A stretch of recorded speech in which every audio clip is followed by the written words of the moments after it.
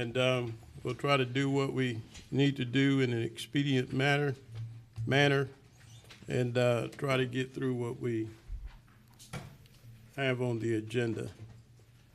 Ms. Bonner, I turn it over to you. Thank you. Call your attention to the invocation portion of our agenda, which will be shared with us today by Reverend Xavier Crick-Murr, pastor of the Beulah Grove Baptist Church, after which we would ask the distinguished commissioner from District 4 to please lead us in our Pledge of Allegiance. Please stand.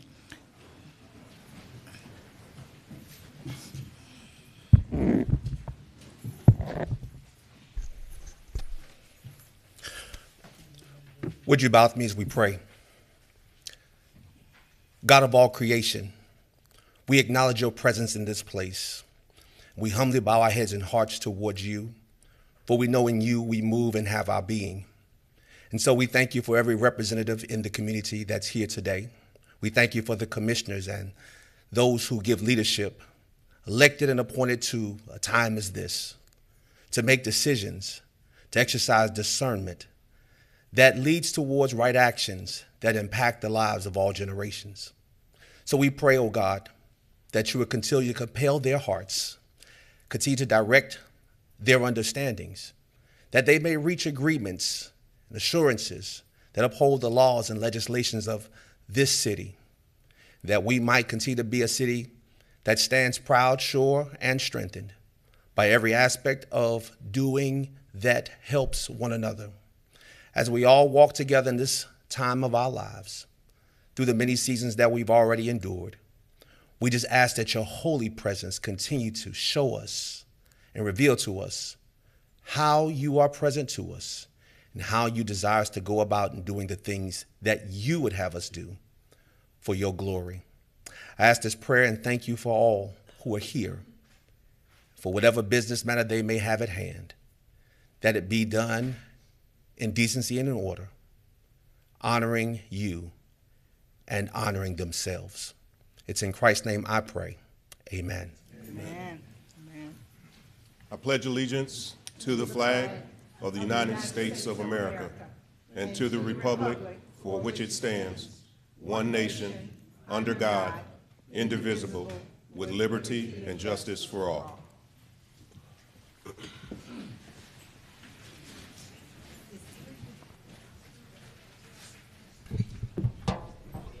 Wait. Okay.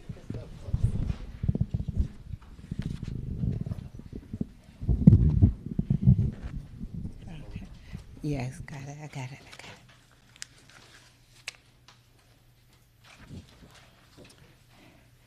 Reverend Creekmore, it's a pleasure to have you once again with us, and I hope that you've adjusted to Augusta and you now call it your home for real. At this time, we would like to thank you for your spiritual guidance and your civic leadership, which serves as an example for all of us. And we thank you so much for taking the time to come and pray for us. We truly appreciate your consideration, and we value the spiritual insight and guidance you shared with us. We receive your thoughtfulness as an act of service toward God. Thank you. We bless you with peace and love for your kindness shown toward us today. And a token for our appreciation, we'd like to pin you on your return visit with the City of Augusta pin. Thank you.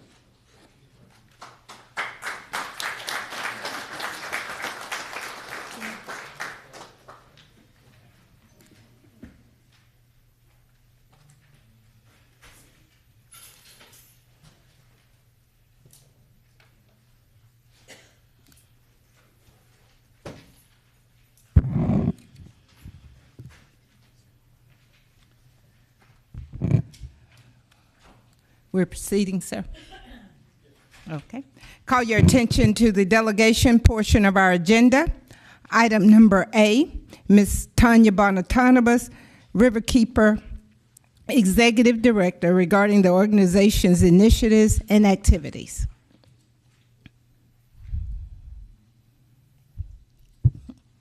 Hello. Everybody's doing okay? I'm. Is that better? There we go. I'm sorry, it was too far. I don't know what you want to hear. Sorry. I'm happy to tell you whatever, but yes, sir. Tanya Bonatatabas, 2837 Tobacco Road. I think it was Commissioner Clark asked for me to come speak. Yes.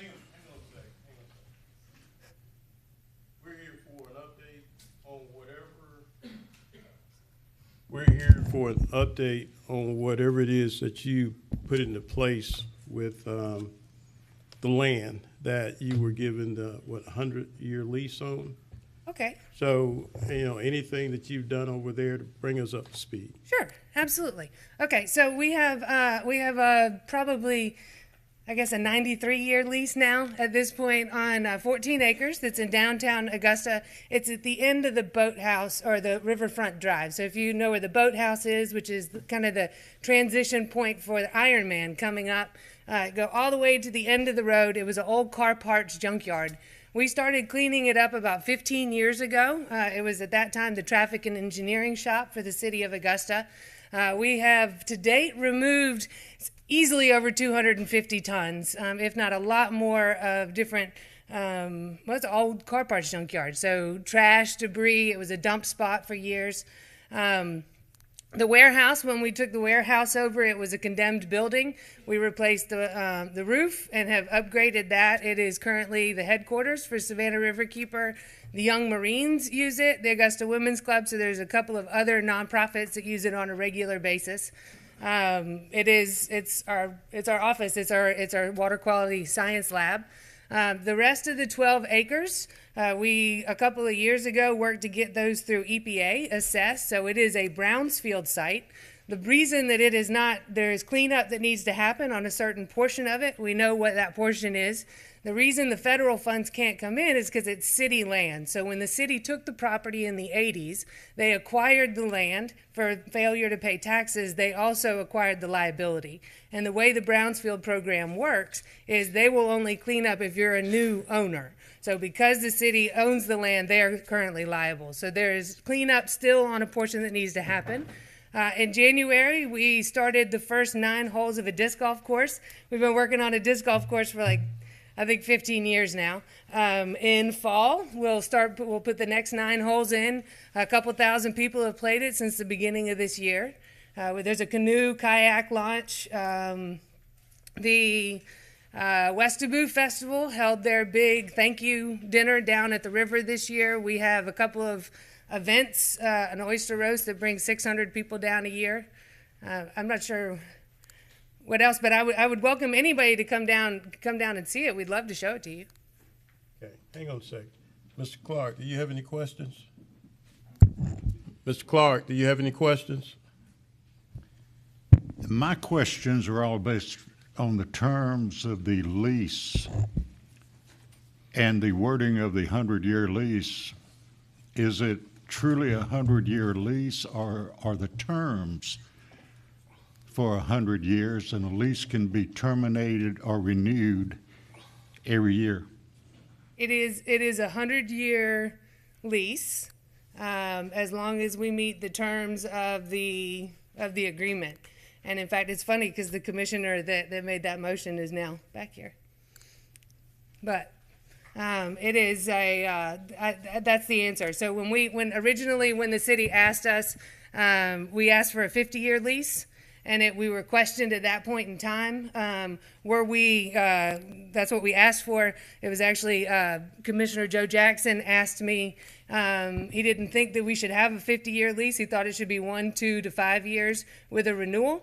And asked me what I thought of that, and I was very blunt with him, and I'll be very blunt with you. My job is not to clean it up so you can build apartment complexes on it. My job is to bring it back for something for the community, and that's what we wanted to do. And we were worried if we went into a 5-year agreement that that's exactly what would happen, that it would be turned over to a developer. So at that time, he made a smart-handed comment about, well, 50 years is so good, give him 100. It was seconded and improved. So I asked for 50 years. I do appreciate the 100, though. Gotcha. All right, anything else, Mr. Clark? Well, let me just ask, Ms. Bonatonomous, you and I have never had an adversarial relationship, so let's not start now. Do you feel that you, in your organization, which, you know, I believe what the Riverkeeper has a function, okay? Do you think that you and your organization has upheld every end of the lease? Oh, I think so, and beyond. I guess the only thing, the hiccup would be that we built into it a dog training facility for sewage dogs. And I did that for a couple of years for insurance purposes. It was not appropriate to have a training facility down there, and the program kind of died. So, but everything else that was written into that lease has been exceeded as far as I'm concerned. And I think my hope is that by rehabbing that 14 acres, what we're doing is spurring the redevelopment of about a mile of property that is still contaminated today, most of which the city owns and needs to invest in so that we can actually get that into an active recreation zone for the city. Okay, thank you. Mr. Hassan. Thank you. Thank you. I just want to say for the record, it's amazing how Ms. Bonner Thomas, that is, remembers the account in terms of the demotion, because I was in the chambers at that particular time as a citizen when that action took place to support her position, is that former Commissioner Joe Jackson did make it say, heck, I don't care, give her 100 years. And they got a second, and she went 100 years, came in for 50 years. I think some of you have heard me share that story with you before. So exactly, I was in the chamber when all that happened. But my question to you is this. You mentioned about the Brownsfield, and you mentioned about a portion of that property you're aware of, it is contaminated. How much of it, the land, do you deemed to be contaminated, and what do you think the numbers are to clean it up? So the numbers are a little bit old, but it was only 150,000 a couple of years ago when EPA came back and told us. It's different on how you want to use the property. We want to use it as a park versus residential. It requires more cleanup. But there's about 2 acres. It's in the middle of the property. You look, there's a cement pad. There was an old pit that they just dug and poured smelted metal into, and the whole beach itself is actually still car parts. It's little wires. All of that needs to be dug out a couple of feet and red clay put back on top and grass, and then it's ready to go. So what we've done is the first 9 holes and then the next 9 holes of the disc golf course actually exclude that area. And I was hoping that that was enough emphasis to be able to come back here and get you guys to fund doing the rest of the cleanup. Thank you, ma'am. Thank you, Mr. Chairman. Okay, is there anything else? Okay, thank you. Thank you very much.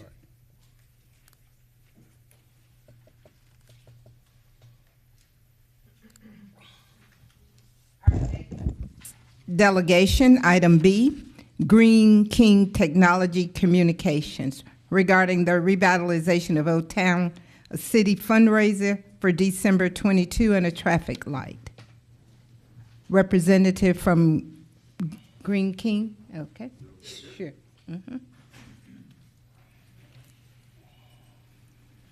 Good afternoon. I'd like to greet everyone today. Thank you so much for taking a few minutes to hear our concerns. Sir, here. Here. I need your name and address, and you have 5 minutes. Name and address. Yes, my name is Reverend Henry Parks. I'm a pastor of St. Paul Missionary Baptist Church located at 11 Telfair Street. The second person is Sister Mercedes Yara. She had an emergency and she could not be here today. Okay, you have 5 minutes. Yes, sir. I primarily have 3 things that I wanted to bring to the commission. The first has to do with a request for a traffic light. I believe the intersection of East Boundary and Telfair Street, which is this road in which this building resides on. Right now we have 3 major apartment complexes that are there. That whole entire area is primarily an area that utilizes a whole lot of foot traffic. And my concern is that right now it's not safe for the children to cross the street. We have little kids, and they primarily walk that path, not only to come to our church, but to utilize any of the services which are located here in this area, and there's a lot of services that are here. That area is primarily a walking area. So my request is that we get the engineers to relook at that intersection in order to put some safe crosswalks where the people can mash a button and get a light that blinks to allow the people to cross. Having 3 apartment buildings in that location provides a congestion area, and it's primarily a safety concern. So that's probably my major concern, is for safety, is to get someone to re-engineer that crosswalk, make it safe so that the kids can easily be able to cross the street as they're going to church or going to the food bank or going to any of the locations that are there. Just as a side note, as I was driving down Telfair Street, I noticed just about every major intersection had the ability to push a button and to have the light to change, to give you a green signal to walk across the street. But then at this congested area, I think it may have been an oversight. So that's my request, to get some engineers to retake a look at that, if you could, please.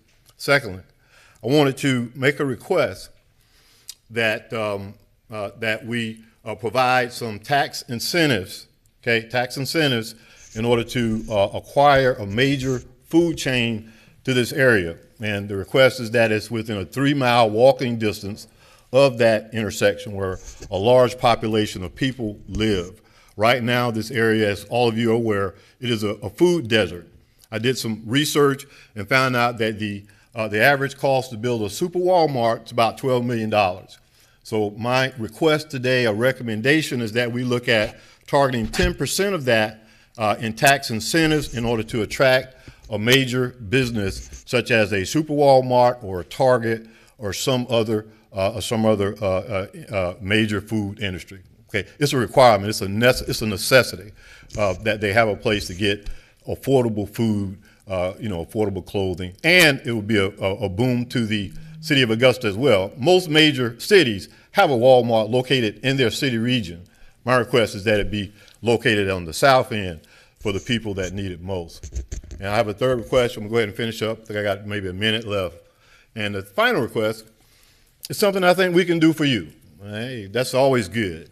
We've started a Cisco engineering course at St. Paul Missionary Baptist Church. It's free. It's offered every Saturday. Right now, we are in the process of certifying 3 engineers in the Cisco Certified Networking program, which is a network engineering degree that's in high demand in this area. It's in high demand not only at Fort Gordon, but all the major industries, all of the hospitals and other services. But what I would like to do as a part of that program, we should be graduating our first 3 engineers sometime within the next few months. And then we have 4 more after that.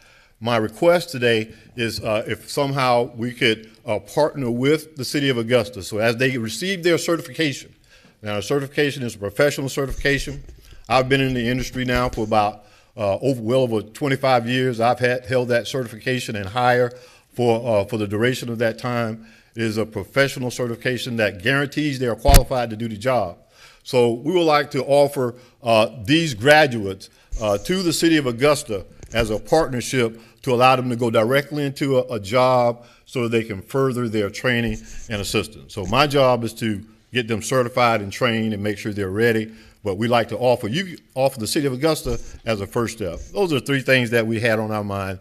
Ms. Yahara should have to reschedule when her emergency has been taken care of. Thank you. Sir, hang on a second. Commissioner Johnson. Thank you, Mr. Chairman. And I didn't get your last name, sir. Last name is what again? Yes, Reverend Henry Parks. I'm the pastor of St. Paul Missionary Baptist Church, 11 Telfair Street, right down the road. Well, I'm glad to meet you, sir. And that's my district. And I hope I can give you a little update on what we're doing as far as that intersection and the grocery work. Absolutely. And then what I'll also provide is that after my comments have concluded, if you come up, I'll give you a card and we can stay in contact about moving forward. Thank you so much, sir. But as far as the traffic light goes at the intersection, I'm glad you mentioned it because we've been working on that. That conversation is actually in progress as late as like July. We were out at the corner taking a look at it and even talking about some crosswalk art there in that area. But if you get my card, I'll make sure to stay in contact with you. Yes, sir. Just to follow up, if you don't mind. I also looked at some intersections that also did have artwork. I think that would be appropriate. And then to add on, I know you guys are also working on redoing the sidewalks in that area. It is a walking campus. I think that the city of Augusta is a beautiful city. I'm a native of Augusta. It's been beautiful all my life. I think by adding a little bit more artwork to that area, which is becoming a wonderful area for Augusta, I think it will be a benefit. Absolutely. I thank you all for your time, and I have your card, and we'll stay in touch. Thank you. Yes, sir. Thank you, Mr. Chairman. All right, thank you.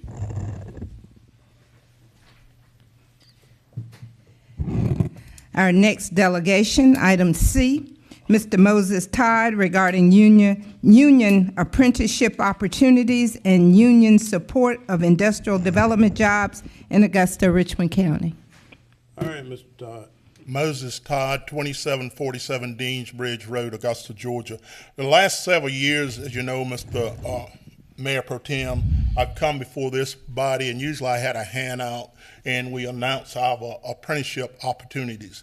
We usually do them in November and June, but this year, because of a project that's getting ready to start at Savannah River Plant, we're doing it on the first Wednesday in October, which will be October the 5th. And since I started this initiative doing the union outreach for my local, we've had folks that heard about it streaming live or from individual commissioners have joined the apprenticeship programs and it's now a journeyman. So I'm not going to take up a lot of your time other than I wanted to make the statement. We're taking applications October the 5th, first Wednesday in October. You need to be at 1211 Telfair Street, 9 o'clock sharp. If you're later than that, you don't get in. Also, as a union representative, I want to support what Industrial Development Authority is doing, Augusta Richmond County Industrial Development Authority, in our industrial parks, and want to give a compliment to Commissioner Franham for his chamber trip to D.C. All those initiatives is important, and I know all of you support those. Economic development in Augusta Richmond County is important, and anything that we can do to support the commission or the Industrial Development Authority, we're glad to step forward to do it. Thank you. All right, Mr. Clark. Thank you, Mayor Pro Tem. Mr. Todd, I had the opportunity to come down and go through your facility a while back. And I ran into and was introduced to a young man, 17 years of age, that was going to graduate from Glen Hills. And he was taking the welding program. He already had a job lined up at Plant Vogel when he graduated from the class.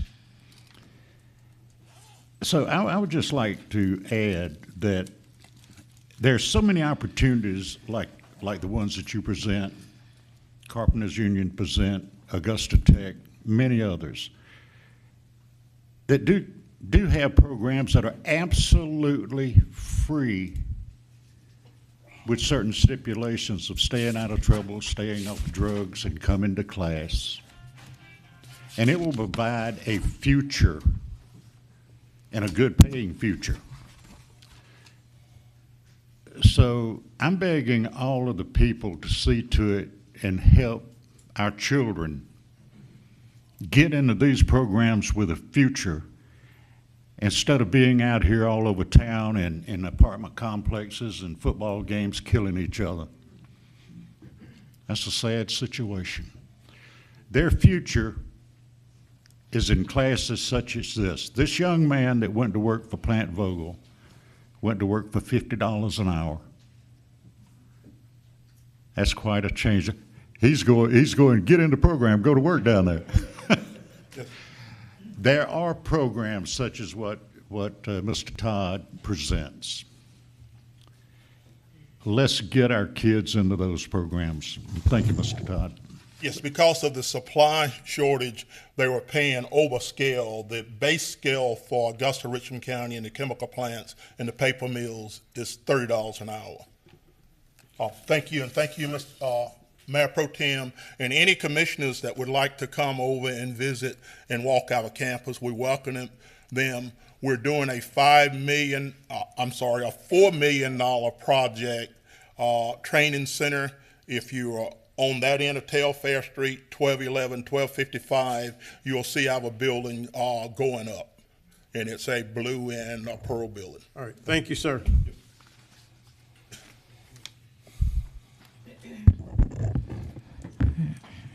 Our last delegation, item D, Ms. Dolores Papadew, regarding jail incarcerations.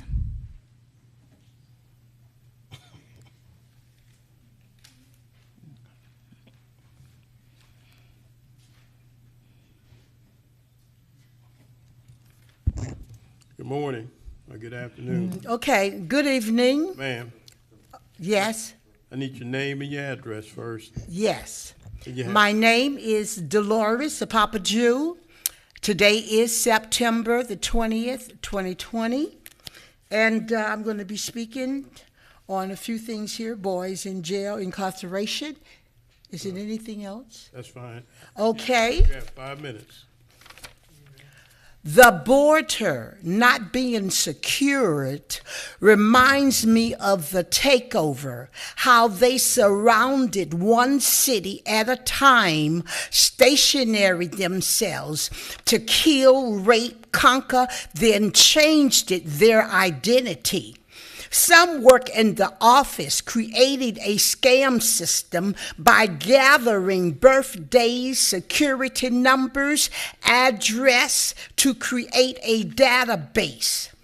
It was to have been voted on by the municipal Mentor official officers, representatives to convene with all states, city, counties, representatives on a national level voting on the removal or historical monument statues of the United States of American grounds. God, the Holy One, asked it that pepper and salt, day and night, work together fairly. The way was lost it. Some come for one reason, some come from another. Don't let them disrespect the children by deliberately not wanting the children to receive an education. No education, no jobs cannot help your mother and your father. They want the great, great, great, great grandchildren to work picking corn and peas to pay off the debt that was created in the 2020s. The loan companies cannot get their money. The banks cannot get their money. They go into bankrupt closure. The military comes first financially, civilians second. When there is a major war, the military runs out of funds. You have to decide the United States or other people, because the United States have to take everybody money, okay? Later, if it is decided to put all money on a credit card, be careful. Some receipt papers loses ink, and then you do not have your balance on your receipts, okay? We are going to need the best, brightest people to put the United States back together again in this mega era. America Foundation, I pledge allegiance to the flag. My country, 'tis of thee, sweet land of liberty. America, God shedding his grace on thee, God of our weary years, God of our silent tears, God who has brought us this far along the way. God, truth is marching on. Oh, say, does that star-spangled banner yet wave over the land of the home of the free? God bless America, and God bless you all too, and we love you. All righty.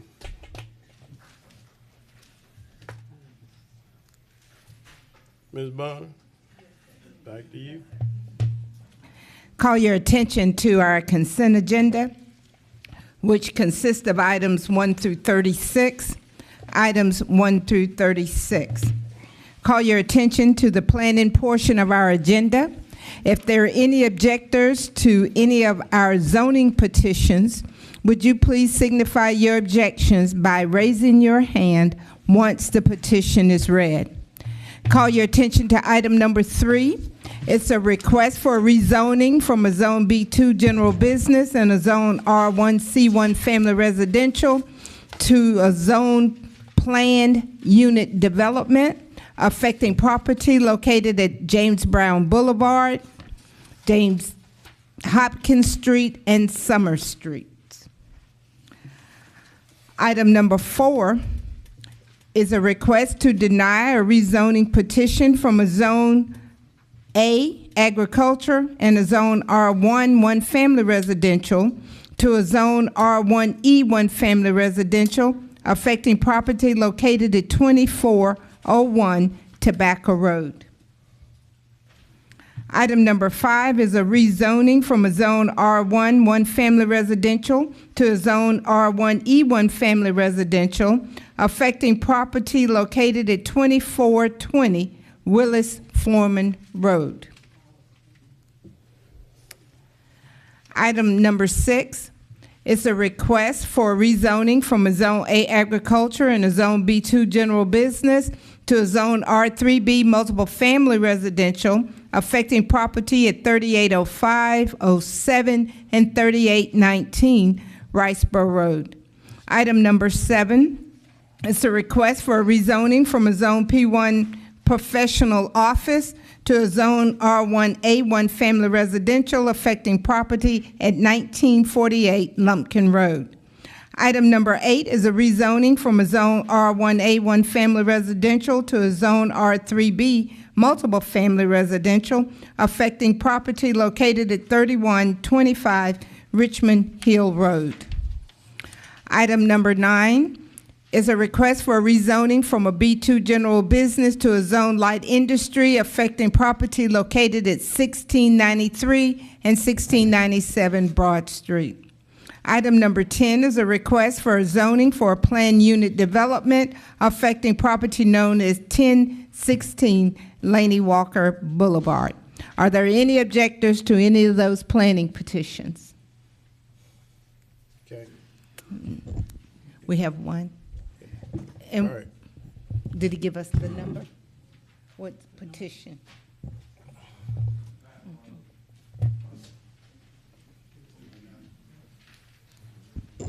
All right. Anybody?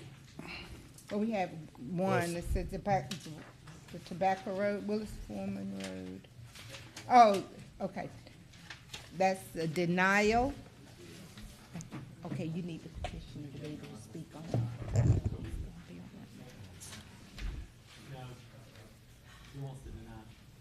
Commissioner Hassan? Yes, I think they're objecting to it, but they wanted to be denied, so I think they're good to go. They're asking for a denial. Okay. Okay. Ms. Bonner, Yes, sir. 41 was requested by the mayor. Can we put it on the next commission agenda? Yes, sir. If I could announce the alcohol petitions for objectors, we could take that with the consent agenda. Okay. Okay. Call your attention under the public service portion of our agenda. If there are any objectors to any of our alcohol petitions, would you please signify your objections by raising your hand once the petition is read. Item number 11 is a request for a retail package beer and wine license to be used in connection with the location at 3258 Wrightsboro Road. Item number 12 is a request for a retail package beer and wine license to be used in connection with the location at 2428 Windsor Spring Road. Item number 13 is a request for a beer and wine license to be used in connection with the location at 2020 Gordon Highway. Item number 4 is a request for a retail package beer and wine license to be used in connection with the location at 3307B Mike Paget Highway. Item number 15 is a request for a retail package beer and wine license to be used in connection with the location at 2700 Gordon Highway. Item number 16 is a request for liquor beer and wine license to be used in connection with Deansbridge Road. There will be dance location. Item number 17 is a request for a consumption on-premise liquor beer and wine license to be used in connection with the location at 3435 Wrightsboro Road, Suite 1130. Item number 18 is a request for an on-premise consumption liquor, beer, and wine license to be used in connection with the location at 730 Broad Street. Are there any objectors to any of those alcohol petitions as read? Okay. Mr. Mayor Pro Tem and members of the commission, our consent agenda consists of items 1 through 36 with no objectors to our alcohol petitions Okay, we're gonna put or 41. planning petitions. 41 is gonna go to the next commission meeting. Okay, you want to defer that to the next commission meeting? Yes, ma'am. 41? Yes, ma'am. And is there any objection to adding the addendum item? Any objection to, there's no objection to adding the addendum item. And I don't think anybody has any problem. Can we add the addendum item to the consent agenda? Yes, sir. Any problem with that? None? All right, with that said, can I get a motion? Hold on. Second. Hang on a second.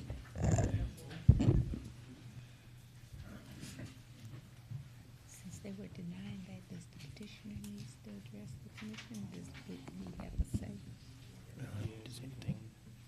I don't know. I'm asking you.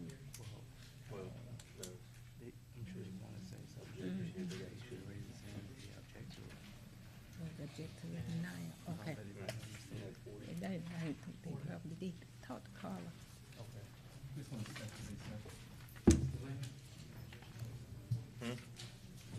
You do? I was gonna add.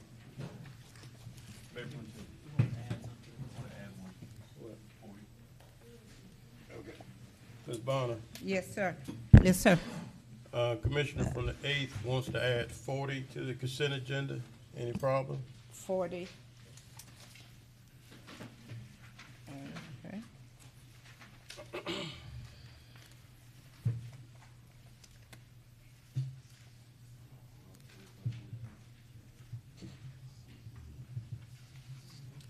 What is 46?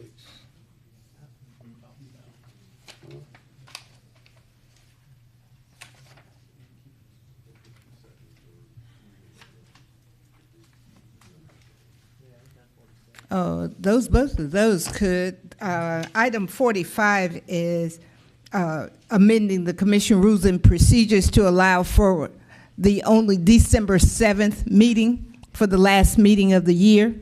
We had to amend the ordinance for that. And 46 is making the city's rule concurrent with the state regulation for 6 months opposed to a year. Okay. We've already. So can we do 45, 46, 45, and 46 on consent?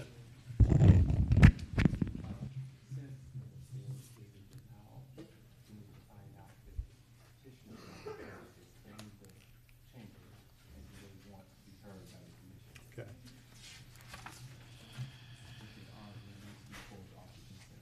Okay, we are asking for number 4, request for concurrence with the Augusta Commission to deny on behalf of Popular Group LLC requesting rezoning from Zone A. Are you in the chamber today? You're in the chamber. The question is, do you want to be heard, sir? Yes, sir. Okay. So we need to pull it off? Yes, sir. Mm-hmm. All right, so we'll pull number 4 off.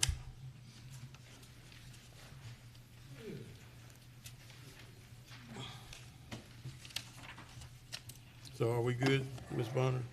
Yes, sir, and I'll go through our agenda to make sure. The consent agenda consists of items 1 through 36. We will pull item number 4. We're adding 40, 45, and 46. No, when we get ready to talk about it, we'll call you up, sir.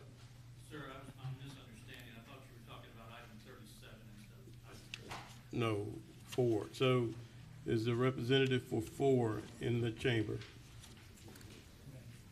I'm the neighborhood association president, so it was denied by the planning commission. Sir, We're asking for the petitioner, sir. Bobby, excuse me, yes, sir. he's not the one. Okay, He's a neighbor, he represents the neighborhood. Okay, Look for- evidently he's not here, Ms. Bonner. Okay, Okay, so we keep it on there. okay. All right.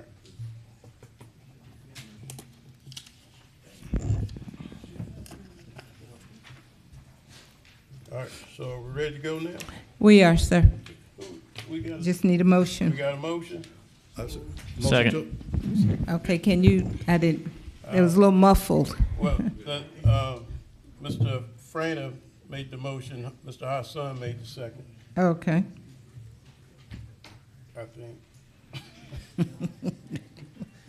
All right, voting? Voting.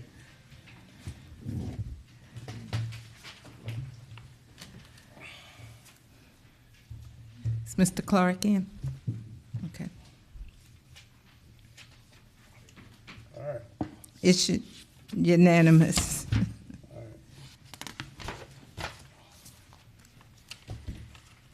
Okay, we get started with the hard stuff, Ms. Bonner. We're going to item number 37. Item number 37 coming up. You want to get the attendees an opportunity to exit? Yes, ma'am. Okay.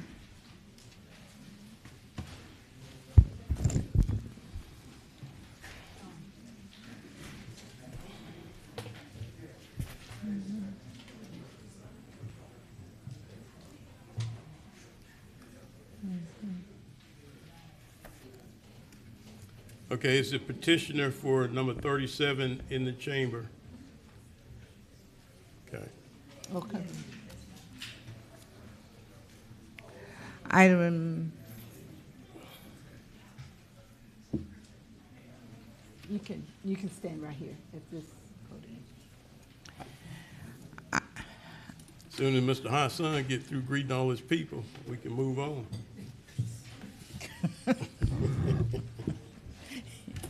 You may need to censor him.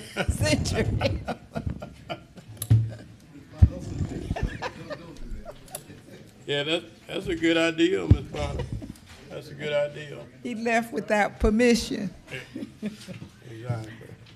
Call your attention to item number 37.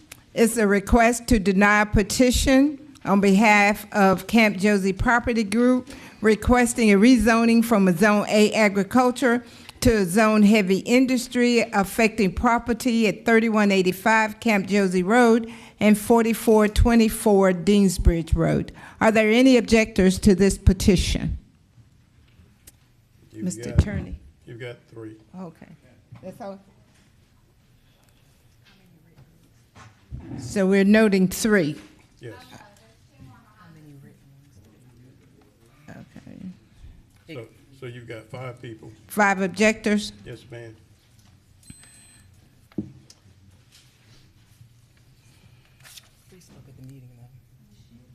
Are we ready to go? You'll hear from Ms. Delaney. Yes, ma'am. Good afternoon.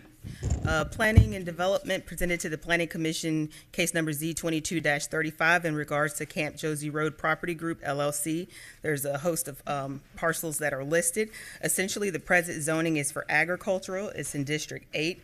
There's a request to rezone it to high industrial to allow for soil mining and wood, asphalt, concrete recycling facility. There were some concerns that were presented by the engineering department, and there were concerns by the planning department that were addressed by the applicant. However, there was a lot of concern about regards to pollution susceptibility and environmental issues. So at the Planning Commission meeting, we had opposition. 3 people spoke in regards to their concerns about the development. The Planning Commission recommended denial of the application. So the applicant is here, of course, to answer any questions. In the event that the full commission would like to approve it, Planning Commission and planning staff would ask that we be allowed to read some recommendations into the record that are consistent with the environmental concerns voiced by engineering, if they choose to go, you choose to go that route. And that concludes staff presentation. Okay. Anything you want to say, sir? Yes, sir. My name is Trey Wingate. I'm with W.K. Dixon and Company. I'm here representing the property owners group on this matter. The project was recommended for approval by staff with conditions, and those conditions were stipulated. One of the conditions from engineering was that they wished to know that this property would never seek the use for a construction debris landfill. The property owner agreed to that as a condition of the zoning. They do not wish to seek that.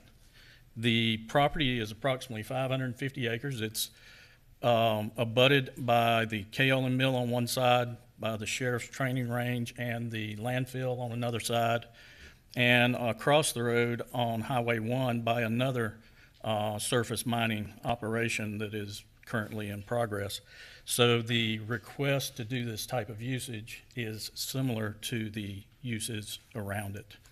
The questions and concerns by the plaintiffs concerning environmental conditions, one of the conditions associated with this is that the property owners would have to seek all environmental permits from the Environmental Protection Division associated with this. And they have to comply with all of those. Those were for air, water, and land. All of those would have specific requirements from them that would have to be met. The EPA and the EPD have deemed these types of uses acceptable under certain conditions, and that's the reason they issue permits associated with this. They would also have to seek permit from the Georgia Department of Transportation for improved access onto US Highway 1. There's a very good reason for that. The property owner wishes not to utilize Camp Josie Road for access to this property and use for the business operations. They felt that that would be an inconvenience to the existing citizens there, and they were willing to agree not to use Camp Josie Road for those purposes. The usage for soil mining is for providing fill material for construction projects, which as Augusta is developing is in high demand. And the property has the resources on it to provide that kind of material. They also asked to use the property for recycling of asphalt, concrete, and wood. All these materials are inert materials. They are in use every day. There was concerns from property owners concerning water and other environmental issues. The concrete that is used, that would be recycled here, is used every day in our public drinking water supply program. Every one of your water treatment plants have concrete basins that water is contained within, as well as the state of California and other agencies have used asphalt for public drinking water supply basins for many decades. Both EPA and EPD have deemed those to be safe and acceptable. The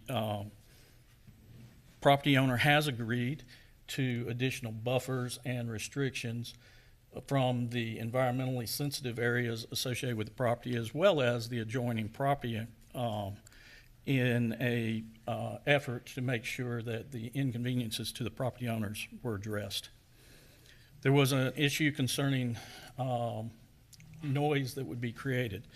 The property is, the equipment that would be used on the property is consistent with the other uses around this property and would generate no more noise than other existing uses in the area. There was a question about the operational hours. The property owner had agreed to limit the operational hours to be consistent with the adjoining businesses that are there around them today and be in line with what those businesses are using, which would be from 7 in the morning till 5 in the afternoon, Monday through Friday, and from 7 in the morning till noon on Saturdays. Okay. We have some questions, if that's okay with you. Yes, sir. Okay. Mr. Hassan. Thank you, Mr. Chairman. Mr. Chairman, my question is to Director Delaney. Yes, sir. Director Delaney, you may mention if the commission decides to consider approving this, that there was some stipulation you'd like to read into the record. What are those recommendations, if you don't mind? There were 9 conditions that we would hope that you would embrace. Number 1, that operating hours shall be from 7 a.m. to 5 p.m. Monday through Friday, and Saturday from 7 a.m. to 12 p.m. Condition number 2, they shall provide a minimum 100-foot undisturbed buffer along the boundaries adjacent to residentially occupied lots, including those areas that abut Camp Josie Road. Number 3, recycling operations shall be limited to approximately 20-acre portion of the land as shown on the concept plan submitted with the rezoning application. Number 4, a 50-foot wetland stream buffer must be maintained along all delineated floodplain and wetland areas. Number 5, primary access to the site shall be limited to Deans Bridge Road. Number 6, the owner must maintain the proper permitting from EPD and DNR for any and all activities and operations on the subject properties, including the 20 acres approved for the recycling areas. Number 7, the site plan for construction must comply with all local, state, federal laws, ordinances, and regulations in effect at the time of development. Number 8, no commercial or industrial vehicles will be used on Camp Josie Road. And number 9, the applicant understands the need to protect the groundwater and surface water sources and will comply with all EPD permit conditions associated with the property. The applicant will agree to the rezoning approval, and it will be conditioned that no landfill activities be allowed or permitted for this site. The applicant will agree to limit the zoning to not allow for construction debris to be housed there or on landfills on this site. And that concludes staff's recommendation. So, so pretty much, I'm sorry, Mr. Chairman, can I follow up? Yes. So with that being made, have the owners made aware of that? 'Cause I think much of what you said, the gentleman said here today, but the owners agreed to pretty much everything you presented there? That is correct. Okay, thank you, ma'am. All right, Mr. Garrett. Thank you, Mayor Pro Tem. Is it appropriate to hear from someone that is objecting? Mr. Attorney? They were fine. You want to hear from somebody? Out of the 5 that are here to object, do you have one spokesperson? All right. If you want to approach one of the... You might want to come over this way. Let's, Mr. Clark. Mr. Clark, go ahead. You had a question? Yeah, real quick. In this production or this facility, will there be any smell or smoke that will interfere with the people that live around the area? Sir, they'll be mining dirt and digging dirt, and they will be reprocessing material, but the process will be grinding. There is no burning or things of that nature that would not be permitted by any other use. Okay, thank you. Okay.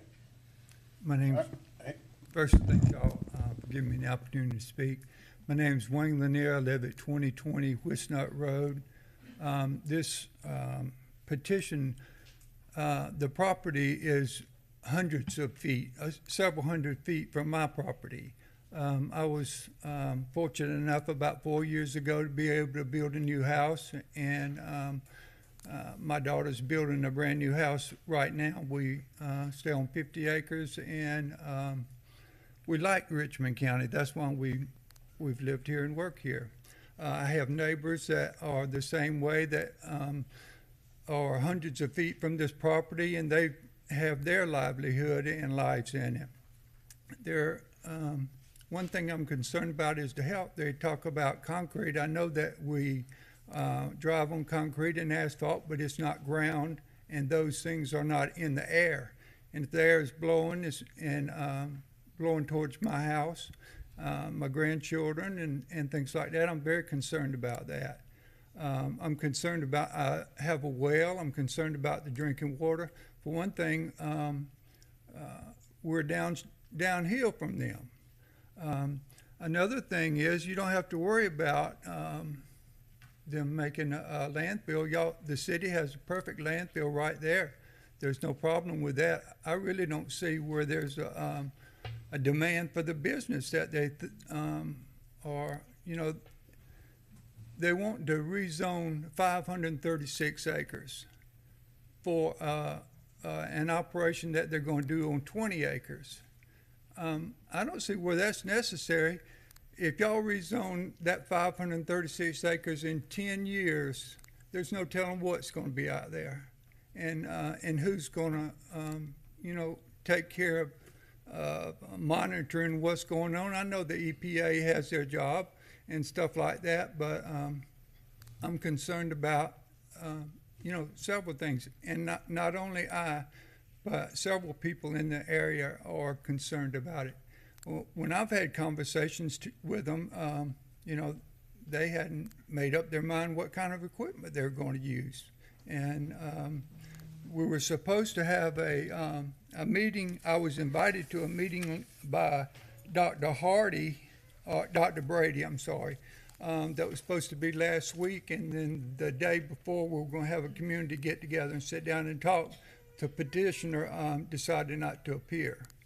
So I would appreciate it if y'all would, the zoning board's already voted on it twice, and I don't see anything that has changed with what the petitioner has asked for. I would ask that y'all would agree with the zoning board and deny it. Thank you, sir. Thank you very much. Thank you, sir. Mr. Garrett. Thank you, Mayor Pro Tem. Ms. Delaney, I think was one of the recommendations that staff had, was it to make sure that the rezoning was for intended use only for mining and recycling inert material, and that any other land usages in the future had to come back before us? Was that one of the stipulations? Not exactly, but yes. So it is in there? But it's not stated exactly like you just stated it. Okay. Is there a way that if this is approved, that could be added as well, just to make sure that we're able to monitor this property? And Ms. Delaney, in regards to the oversight agencies outside of Augusta's reach, how often do they inspect these types of facilities? It just depends on the type of activity. The EPD has a schedule for borings and things of that nature. So it's based on the start date, the size of the site. So it's not set per se, like there's not a schedule we could print out. But typically, I want to say it's twice a year for an operation of this size. And so when they do go out and inspect these sites, and I know there's numerous, especially around this area, around the area that we're talking about, from the landfill to other sand mining operations across the road, and even the kaolin mine that's right there in Hepzibah. Is there any reporting mechanism from the EPD to Augusta? Do we get those reports twice a year? So there's a couple things, and I won't pretend to be an expert on the ones outside of our local ordinance, but there's a responsibility of the property owner and the operator for them to do soil borings and water testing and things of that nature, and there's a relationship that's established there with EPD. So I'm not an expert on all of those things, but I do know that there is a responsibility on the operator to report, to do sampling, because groundwater is an issue with this, and it's a highly susceptible area. I anticipate that they will have to do more samplings and things of that nature. If there were no wetlands in the area, no groundwater, because the people around there are using well water predominantly, they're going to run into probably some more challenges and hurdles at the EPD level with regards to sampling and testing. So. Okay. In regards to this zoning, even though that we're looking at the possible rezoning of the entire 530 however many acres, is there a way to increase that buffer away from the homeowners? I think it was stated, 100 feet currently? Mm-hmm. Has anybody approached the applicant and asked if 200 feet, is that acceptable? The existing buffer that was originally required by planning and zoning was 50 feet. We agreed to a 100-foot buffer to double that originally. And the properties that it is buffering from are not residentially zoned, they're actually agriculturally zoned. There's also right-of-ways associated with those properties, which will effectively create another 50 to 60 feet of buffering as well. Understood. All right. And in regards to the dust, as Mr. Lanier talked about, is there a regulation in regards to how dust is mitigated on these sites? Yes. with their EPD requirements, and they will, when we talk about high pollution susceptibility, that in particular talks about particles in the air pollution. So that is a portion of the EPD process. And what's the oversight for that? It's all at the state and federal, state level and the EPD level. I will say that engineering does step in when we think there's a violation. We reach out to engineering, we collaborate and say, hey, we think there may be some activity. Someone in the neighborhood has let us know, someone in the vicinity. So when we raise the alarm, we start calling. We call engineering. Engineering gets on the phone with us. We call EPD. So it's a collaborative effort. Usually after there's something has occurred, though, or we've been notified. All right. Thank you, Mayor Pro Tem. All right, Mr. Mason. Thank you, Mr. Chairman. Question, I think I heard from the gentleman here that are there other existing businesses that are in that area of similar nature or something like that? Did I hear that correctly? Yes, sir. And you're familiar with the fact that there's other businesses? We did look at the businesses that are in the area. If you look on GIS, you'll see a lot of abandoned mining activity. So as far as immediately adjacent, we didn't see active mining immediately adjacent to the parcel of a similar nature. So, and there were no wetlands on those properties. So you're talking, when you start talking about things like groundwater pollution and things of that nature, it's not comparable, so to speak.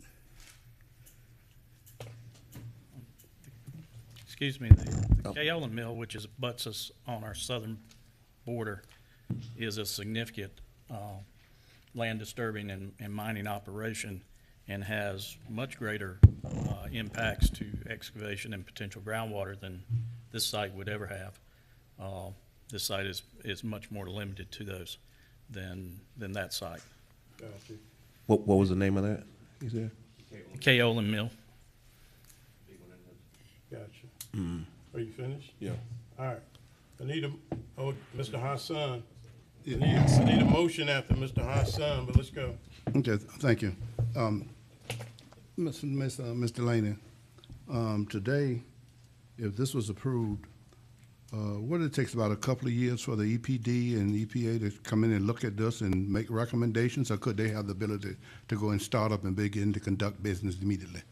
They would not be able to conduct business immediately. I don't know what the schedule is as far as evaluations by the EPD, but I would suspect the applicant would know, but I'm thinking somewhere in the neighborhood of 6 months. EPD would be out there, or shorter. A lot of times, if an industry already has a relationship with EPD, it'll move a little bit faster because they know how to cross their T's and dot their I's. So bottom line, even what the action the commission take today, if it was approved, then it means still there's another buffer there to apply by the EPD and EPA regulations in terms of try to begin to conduct business. That's my question. As far as earth moving, yes. Okay. And to that, is in your mind, in a perfect world, what's the timeline that you think that they would get out there and you would get to their specifications? If you meet the criteria that they set in place, what's the timeline for you all in terms of thinking that's going to happen? Personally, I believe a 6-month window would be very aggressive. Mm-hmm. These types of operations typically take longer than that, up to a year or a little over a year, to actually facilitate all of the necessary permits and conditions associated. So also, during all that time, what you're actually doing, you're not actually conducting business time, you're trying to get in compliance at that particular time. That's correct, sir. Okay, thank you. Make a motion to approve. Second. With conditions? Conditions. With stated conditions. Mr. With the Garrett? stated 9 conditions. Okay. Ms. Bonner, we have a motion to approve and a second. And Ms. Delaney, would you please give us those written conditions for the record? You want me to read them off into the record again, or just I can? I've got them. Yeah, I just want a written copy of. Yes, ma'am. And that you sign off on them. Yes, ma'am. Okay. Yes, sir. We're ready. All right. Excuse me. For clarity, I want to make sure that what Commissioner Garrett asked about future, what does that, don't worry about it. Is that part of the 9? Don't worry about it. Thank you. Let's vote. Let's vote. Let's vote.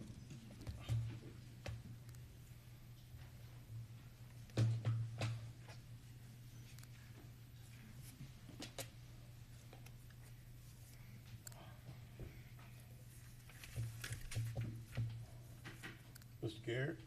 Oh, you got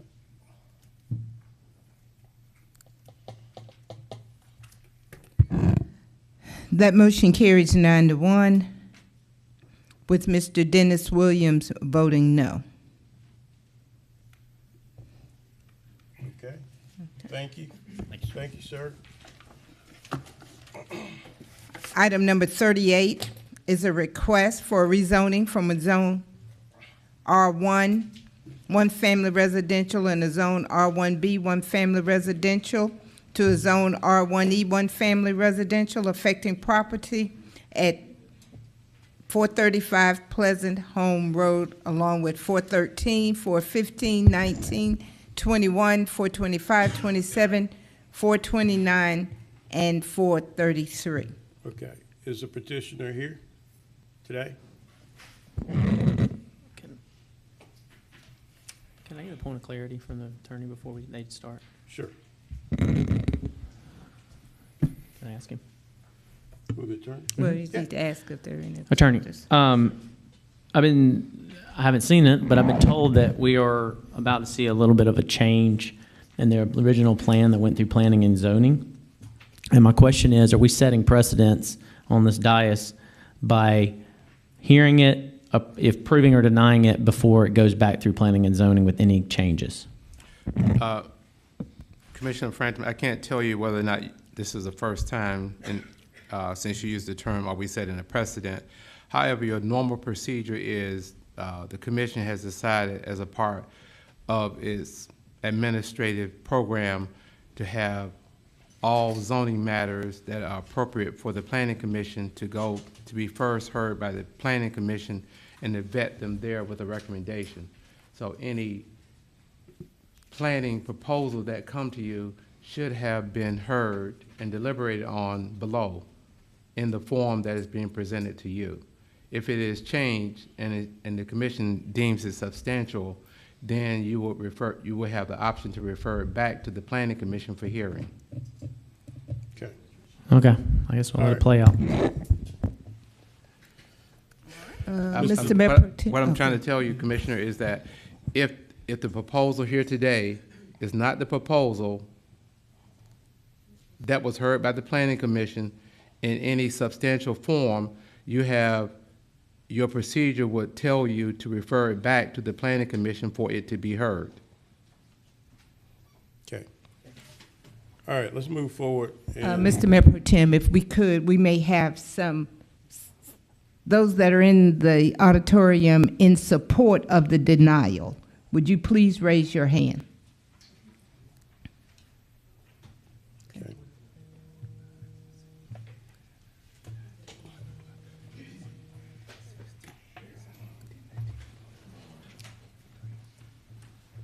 It's at least 23. 23, okay. And if there are any supporters of the rezoning, would you please signify your affirmation? Now, that's in favor of the development, okay? The same people. It's at least 13. 13, 20, 23 and 13, okay.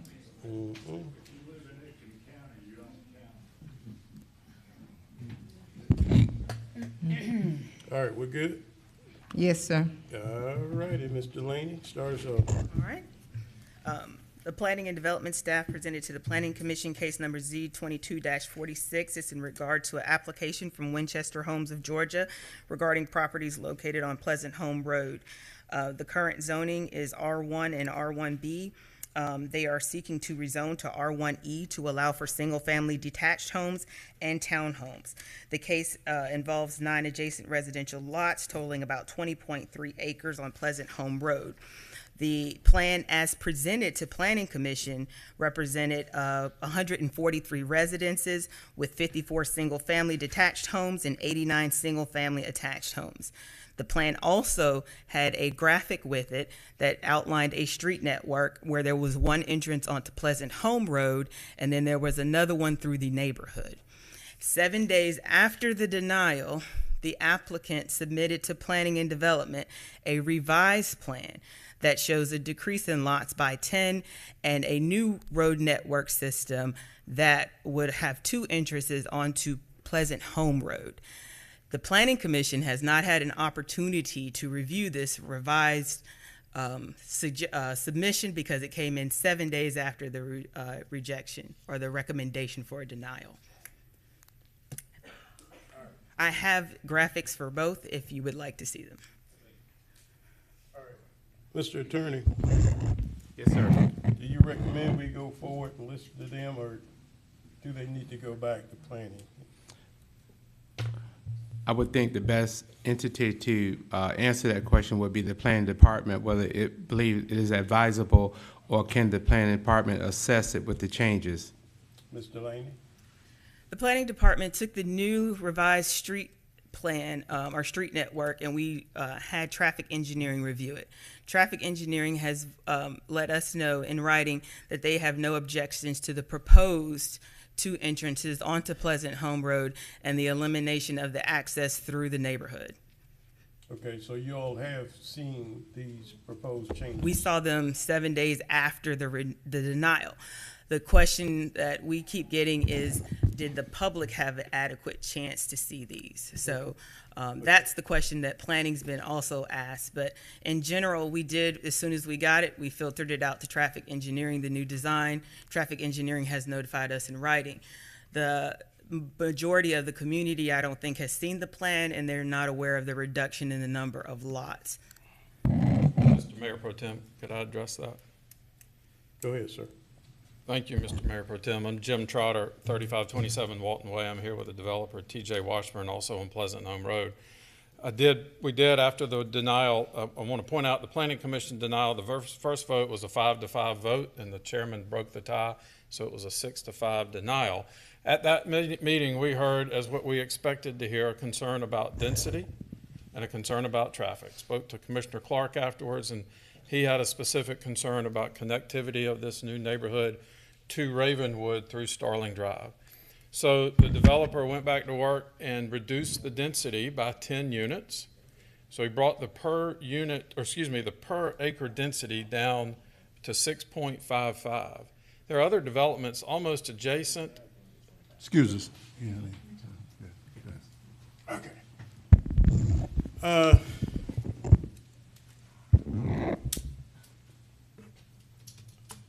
I've talked with the attorney, and I think planning is wanting it to go back to committee. Go back to planning and zoning because of the changes.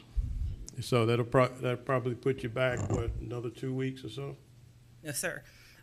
Because of advertising requirements, they will have missed the October meeting. This would go to November. This would go to November. Okay. Mayor Pro Tem, if I could, just as we're here for about 2 minutes, explain those changes. Well, and how they were presented to the neighborhood. I understand that, but my attorney's telling me we may have a procedural problem, and that possibly could go into a lawsuit or what have you, and then we would have a problem. So I've always heard the Planning Commission was a recommending body, and that it was this commission that made the decision. And you're right, but I'll accept the motion to send it back to planning. Motion to send back to Planning Commission. Second. Ms. Bonner, we want to vote on that, please. Refer this back to the Planning Commission. Yes, ma'am. Voting?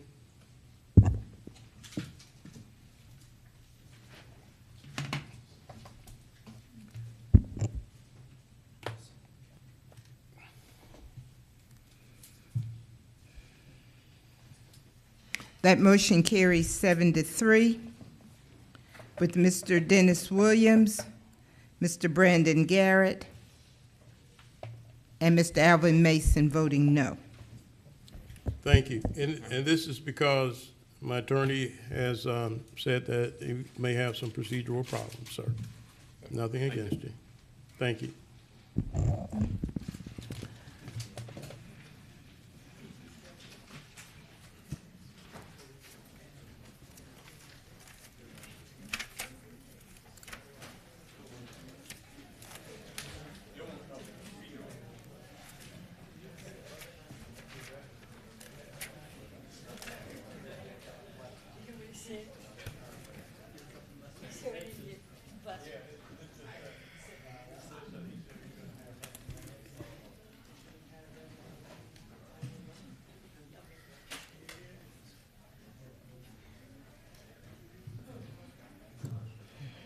Item number 39, sir.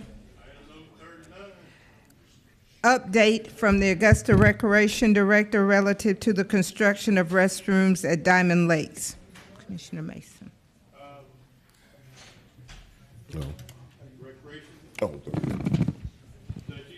Director McDowell is out, but, okay.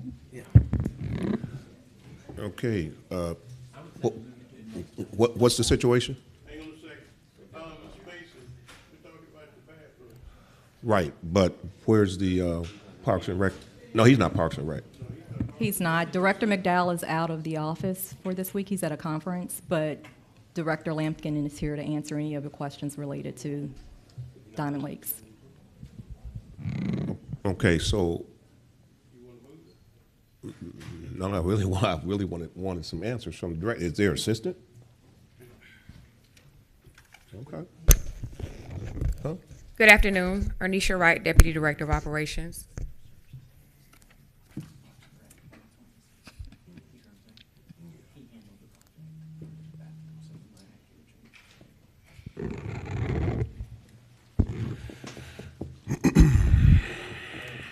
Okay. What is the status? I don't care who answers it. What is the status of the bathrooms at this point? The status of the bathrooms, they are in operation and can be opened this week. Parks and Rec are doing a cleaning of the restrooms at this time and we'll have them open on Friday. Okay, here's the situation, and I'm sure you know, and certainly Maurice knows, I live out there, all right? Now, not just because I live out there should this have already been done, but what that tells you is I'm going to get all the questions, I'm going to get all the emails, I'm going to get all the texts. I can't even walk out there comfortably without somebody stopping me, okay? I've seen nothing going on. I've tried to open up the doors. Of course, they're locked. I'm hearing different stories that it's done. It's only going to be open for major events or certain special access type deals. I mean, what is exactly going on? You're saying they are ready? Right. The restrooms itself was never the issue. There was no plumbing issue. What happens is the storm drains from the mezzanine or the deck is where rainwater was coming in, was dropping down in the restrooms. So they had to be closed in order for the contractor to go in and change the pipes that go through the storm drain under the building and out to the ditches. So that has been corrected. They have worked inside to do that. The project itself is about 85% complete. The only thing that they're waiting on now is the new grates to come in that go up top. Once they put those in, then the project will be completed as a whole. But as far as the restrooms are concerned, we can open those this week. That's not a problem. So I guess my question is, why weren't they open? I mean, at the time when I did this back in May, it was under an emergency repair, meaning that in 2022, people should have a civilized way of utilizing the restrooms in our most treasured park that we have, not only in Augusta, Richmond County, but in the CSRA period. And that is a problem and has been a problem, not just from the time frame that I brought it up in May, but under my discovery some 2 or 3 years prior to that. And so we found the money to get the job done. And it was stated at that particular time that towards the August timeframe, mid-August, late August, that job would be complete. Now, my problem is this. Number one, the lack of communication. And so I have to bring you, not you in particular, but I have to bring it here. And people say, well, why we bring it here? Because it's on the record. It's on the record. If I have a conversation with you individually, it's not on the record. I need it on the record because that's very, very important for documentation purposes, to get this on the record and find out what the issue is and why don't we have working bathrooms out there. Now, I'm a little disturbed, if you will, with this whole process. And then just add insult to injury. I've seen a fence that's been sitting down for over a month and a half, and it's still sitting down today. So I don't even know what's going on with that. We've got a basketball court that the floor has been taken up, and now we've got grass coming up through the concrete, which is a safety issue for the city. This is all going on in our most treasured jewel within Augusta, Richmond County and the CSRA. So I don't understand how we've gotten here. And you say they can be open this weekend. What is the plan for opening, the time frame, and for closing? Okay, well, So the time frame for opening of the restrooms will be 7 days a week from 8 a.m. to 6 p.m. Okay, who is the contractor on this? The contractor on this project is Horizon Construction. Prior to approval of the funds back in May, the restrooms were closed for safety reasons, only because when it rains and that water drops down in there, you had a water that would build up and then collapse the ceiling tiles. And for safety purposes, to keep that from falling on anybody going into the restroom, that's why they were closed prior to. Once the funds were approved back in May, we put the contractor to work. He has completed all the pipe work on the inside as stated. The only thing that we're waiting for is the new drains outside, because the original drains that was put outside are not the right size, so they had to be fabricated, which was a 6 to 10 week process. They should be in the next couple of weeks. He'll put those in, and then we have some cosmetic work that'll be done to those tiles as well. Well, in addition to that, this maintenance of these porta pots, I don't know what's going on or what the time schedule is for that. There's some real stench that's coming out as a result of that, mosquitoes and so forth. We need to make sure that those are maintained in a proper manner. But I want to see the plan of action or the timeline that was given by the contract vendor, and what the total cost, where we're at now, what the total cost will be upon completion of this project. But that timeline is extremely important, because based on the information that's given, if they're not meeting the timeline and we have sufficient cause that they did not meet the timeline, perhaps we can receive some things back. From a monetary standpoint, I haven't looked at the contract, so I don't know specifically what it states.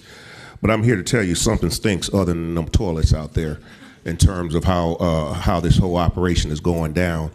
And I'm not really satisfied with the communication process or lack thereof, because anytime you talk about something that's an emergency, I would have expected to have some updates along the way, whether it was piecemeal, whether it was at the halfway point, 3/4 point, to kind of let us know where we're at. I shudder to think, if I hadn't have brought it up, would they even be open this weekend? They would have been open. We have a large jamboree that will be taking place on October the 1st, so the plan was to have them open this week anyways. So not just coincidence or happenstance. No, I actually sent a email out last week that the restrooms could be open and that the contractor was done with the inside. Who that email go to? To the administrator and the deputy administrator. Okay, I'm obviously we weren't apprised of any of that type of information. Yeah. Well, and I think that's important, because you got to understand is that who they see or who they call is us at the end of the day. And you'll see comments like, hey, it's time to replace commissioners. I'm not going nowhere, but it might be time to replace somebody else.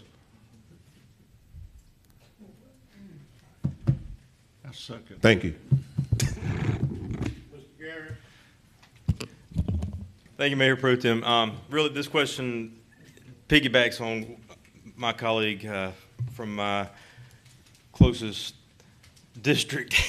You know, this is a facility that we all share, and you know, the very first thing that I heard when you said that the things were going to be open this weekend, and all of a sudden there was emails that went out last week. So that's good that they were going to be ready. But when we do an emergency procurement, what is the timeline around this? I mean, were we, you know, back in May when all of this happened, you know, we've already gone through the entire summer, porta potties out there, 100-degree weather, nasty. Kids trying to go out there and play some t-ball and baseball out there, but we can't even provide them with adequate bathrooms. So I just find it amazing that we've gone all summer under something that was an emergency procurement to get something fixed. That, by the way, we also approved money last year to fix these, but whoever that contractor was didn't fix them then either. So I'm just trying to wrap my head around how this is the process that we keep going through. It's definitely wasn't the process, and the vendor that is doing the job, it was going to be a 3 to 4 month fix on that, simply because of the situation that was going on underneath, where you had 1-inch pipe going into 4-inch pipe, had a lot of bands that was banded, and I have some photos I can let y'all see if y'all want to see those. But it was definitely an issue where, you know, it was a lot of work that had to be done inside and climbing up in those ceilings to repipe that and get that done. And like I said, with supply chains, we've had drains to come in, but they weren't the right size, and the ones that were already in place or not. So we had to actually have those fabricated to some 14-inch grates to put on those drains to make sure we don't ever have a problem again.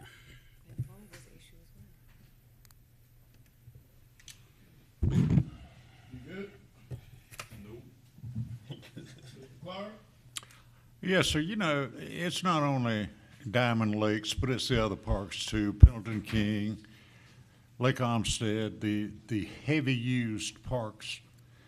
It's got problems all over. If it's not one thing, it's the other. You know, if maybe you should have called Moses Todd and his people. I bet you they could have come out and fabricated something to have gotten that up and running without all of this. But I'm disappointed in the fact that when we call for report, the person that we asked to give the report to kind of blows us off. That's what that's very disrespectful to this commission. And maybe Mr. Mason's on to something. Maybe Commissioner Mason's on the right track. That's all I got to say about that.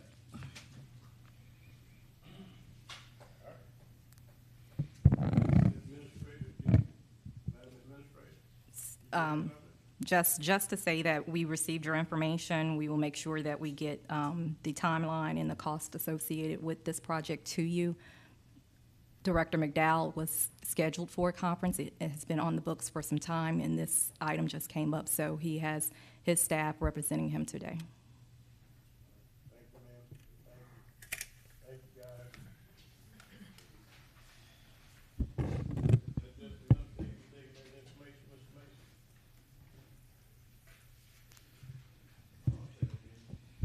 Just gonna take this as information, correct? Yes, but I'm still kind of concerned of why they didn't share the good news to us that it was going to be open this Friday. Can we do that without objection then? Objection. All right. Next item. Okay, that would be item 42. Receive information from administration relative to the procedural process for outside agencies 2023 budget requests. Madam Administrator, are you familiar with that, or do we need to put it off some? No, I am, and Director Williams is here to respond to the item itself, and I'll be here to clarify anything that she may not have shared. Okay. Hey, Ms. Williams. Hey, good afternoon. I guess I'll just run through very quickly the process for the outside agencies to make their budget submissions, and it all starts with the approval of the budget process, which this commission did in July. So shortly after that, the budget packets are distributed to all internal departments and external agencies, to usually the ones that we have relationships with from prior years, as well as any requesting agency that comes through Ms. Bonner's office or any of the commission. They are directed to us, and they are furnished a budget packet. Inside that budget packet, it explains the submission process. Thank you, that's helpful. As well as there are statements in there about the procedure. The very first thing related to that is that any of those agencies, and it's not on the calendar, it's inside the packet, those agencies can contact the administrator's office and set up a meeting with them to discuss their budget request. And that happens, as you see on the calendar, from September the 6th through the 16th. So they have that opportunity to come in and to sit down and to explain what their request is and what they want to do. So after that, the administrator puts together her recommendations, which are presented to you on the second full meeting in October. Then commission begins to have workshops. Normally, one of those workshops pertains to the request from outside agencies. And those are set up, usually there's a day or half a day, however long the commission decides that they want that workshop process structured. And those agencies are invited in to speak in front of the commission to explain their request for the budgets. So that's the process that has traditionally been followed. I do understand, because Ms. Bonner has called me, that there have been a couple of agencies that have requested to appear as delegations. But we do have an established process whereby those agencies can submit their request with their packets with the information that is required, and so that the commission can hear those during the budget workshops. That's all I got. Okay. Mr. Hassan. Thank you, Mr. Chairman. Thank you, Director Williams, Donna Williams. I put it on the agenda. I think she's answered the question because, excuse me, I had several outside entities that approached me about getting on the agenda, and so I don't know whether any of you have been approached in the same way. Sometimes we do encourage them as well to get on the agenda. But at the same time, I knew it was in the budget cycle, or the budget season, and I know historically in being here, after the administrator makes a recommendation, as the Director Williams had already outlined, then at that point in time, if we see fit, we can have them come in half a day or whatever and listen and hear their plea beyond what the administrator's already heard.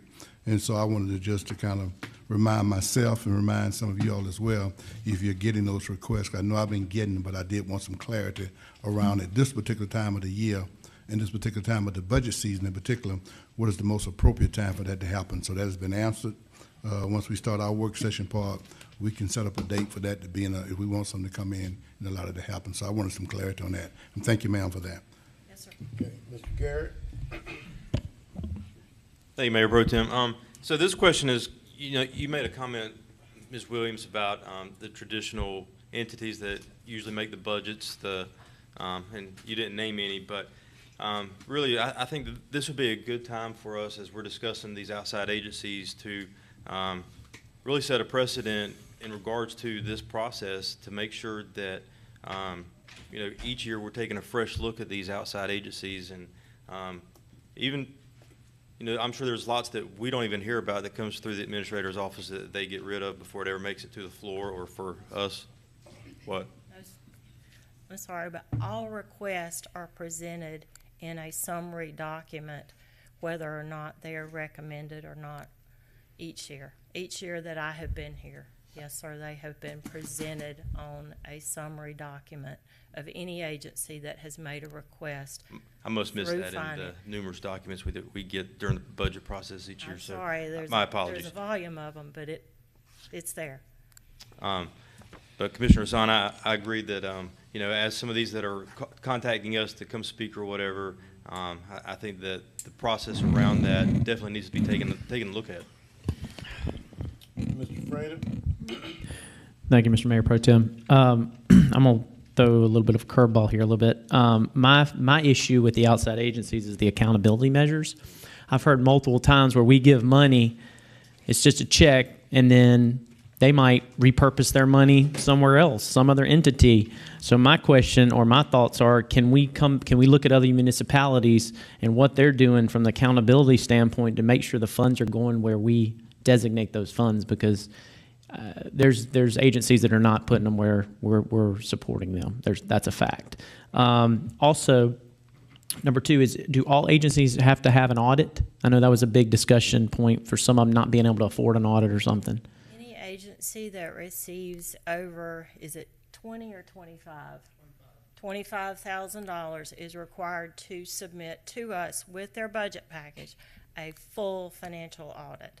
Any agency that receives under that can submit a review, which is done by an Okay, good. I thought we had some in place. I'm good to hear that because, again, these are accountability measures that we need to be holding them accountable to. So I hope that we can, if there's certain things that we haven't done and could be doing from an accountability standpoint when we're giving this money, I think that would be great for this year and coming years, frankly. So thank you. Mr. Johnson. Thank you, Mr. Chairman. Question, when we give an outside organization funding, do they receive an MOU with the listed usage of those dollars? Do they receive an MOU from the city? The agencies that are approved during the budget process have an MOU with us stating the purpose of the use of those funds. So that through the budget process is a much more controlled mechanism. If the commission at some point does a one-off appropriation, it depends on the conditions that the commission sets at that point. Okay. But let's just say a group comes up on any given day and say we want money for X, Y, and Z, and we give it to them. Do they receive an MOU as well? No. Not always? That's kind of done on the fly by the commission. You There's sure about no that? oversight. Okay. I don't know about that. Pre-verification done by my department. Okay. Just to clarify that, the funds for ARP, there were agreements that were entered into for those. I'm asking for the record. All right. Thank you, Mr. Chairman. Sorry, I didn't go down that. You're good. You're fine. Mr. Clark. Thank you, Mr. Pro Tem. Director Williams, just off the top of my head, is there any, can we take part of a budget that's already in a department budget and reallocate it to a 301 nonprofit?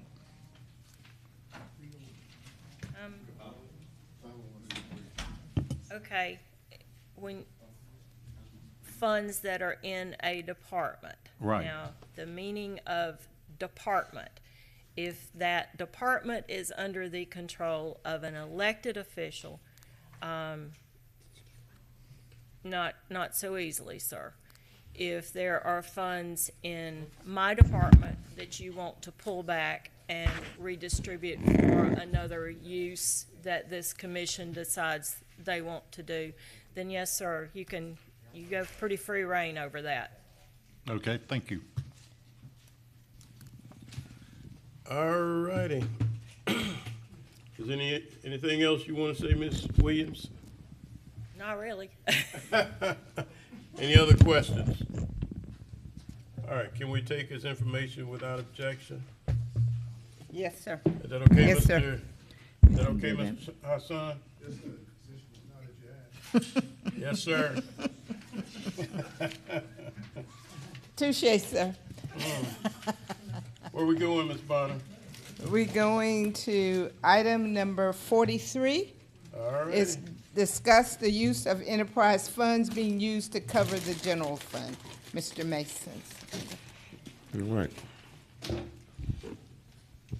On you, sir. All right, thank you. So while we're on budgetary items and accountability and transparency and all that good stuff, I just want to make sure that we're clear in terms of the enterprise funds and the use of enterprise funds as it relates to the general fund or some staff salaries being paid within these funds.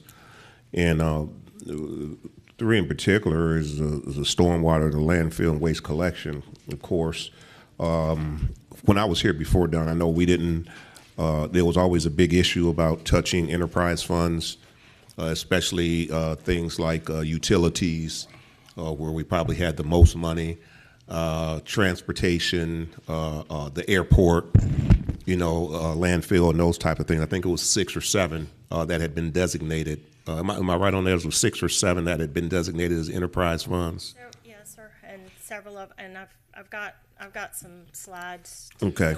All right. Well, I don't want to overdraw it out, but I do. I'm just curious as to, as it relates to the general fund, the type of costs that are coming out of these enterprise funds.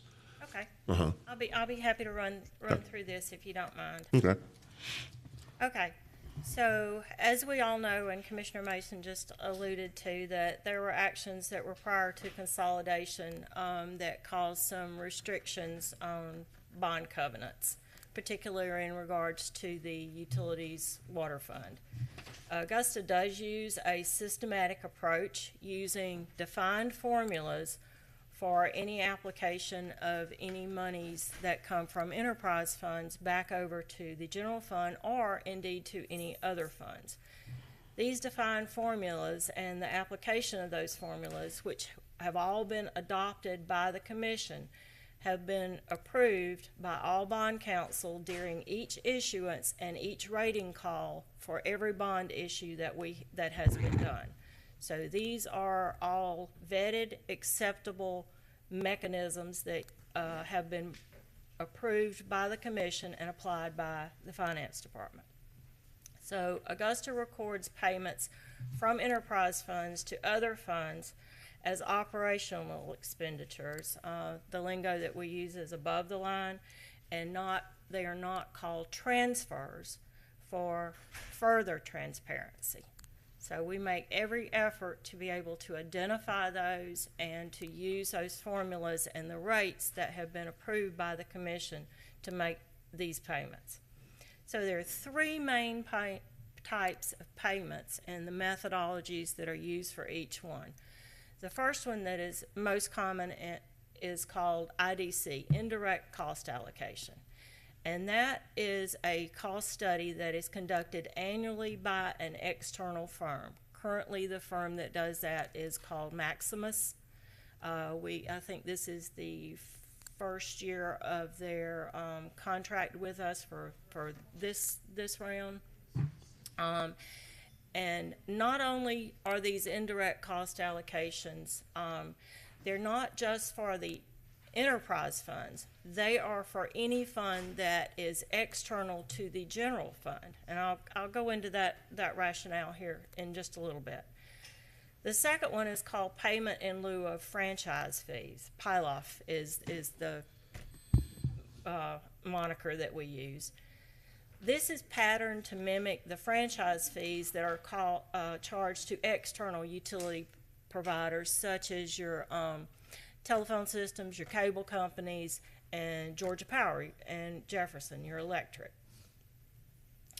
It is based on a percentage of revenue, and that amount is defined by the Commission. So some of these external utility providers, like their amounts are set by contracts that have been entered into by the Commission with those companies. Excuse me, is that something like the waste collection or landfill? Fall into that category? Yes, sir. Yes, sir. Okay, so the last one that is utilized is payment in lieu of taxes, PILOT. This is a formula that mimics the application of the millage rate on property values. So if Comcast is paying taxes on their real property at our millage rate, the enterprise funds, which their accounting mechanism and the rules that apply to them more closely mimic a private business than it does a government accounting system. This is the methodology by which they would pay taxes. Let's just call it that. Payment in lieu of taxes. So let's go back a little further into the indirect cost allocation study that is done.